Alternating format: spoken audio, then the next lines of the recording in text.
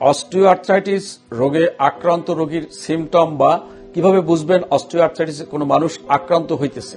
প্রথমত তার জয়েন্ট বা গিরায় ব্যথা হবে। সাধারণত যখন আমরা জয়েন্টটা ঘুমের থেকে ওঠার পরে অথবা কোনো মুভমেন্টের শুরুর আগে ব্যথাটা হবে। হাঁটার পরে বা কাজ করার পরে ব্যথাটা চলে যাওয়ার পরে আবার যখন সে বিশ্রাম নেবে তখন তার ব্যথা শুরু হবে প্রথমত। দ্বিতীয়ত এই জয়েন্টের যে মুভমেন্টটা বা চলাচলটা রেস্ট্রিকশন থাকবে, সে অতটা ফুল মুভমেন্ট করতে পারবে না। তৃতীয়ত তার যদি জয়েন্টে কোনো চাপ দেওয়া হয়, চাপ দিলে সে এক ধরনের মৃদু ব্যথা অনুভব করবে। এবং বিশেষ কোনো কাজ আমরা হাঁটুর জয়েন্টে বেলা বলি, যখন স্কোয়াটিং করবে বা নামাজ পড়বে বা নিচে যখন বসবে তখন এই ব্যথাটা বেশি হবে। এবং অনেক সময় জয়েন্টের চারিদিকে ফুলে যেতে পারে, ইভেন মাসেলগুলো ওয়েস্টিং হতে পারে এবং তার মুভমেন্টে খুবই সমস্যা হবে। এই দ্বারা বুঝতে পারবো যে আমরা ইনিশিয়ালি ধারণা হবে যে আমরা অস্টিওআর্থ্রাইটিস আক্রান্ত হতে যাচ্ছি।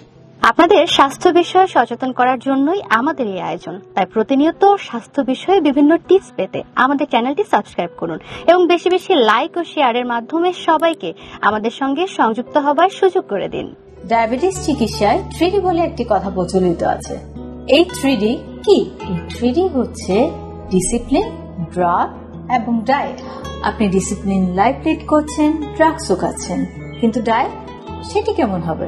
এই বিষয়ে সঠিক পরামর্শ দিতে পারবেন একজন পুষ্টিবিদ। তাই এই বিষয়ে সমন্বিত সেবা দিতে রয়েছে আমরা।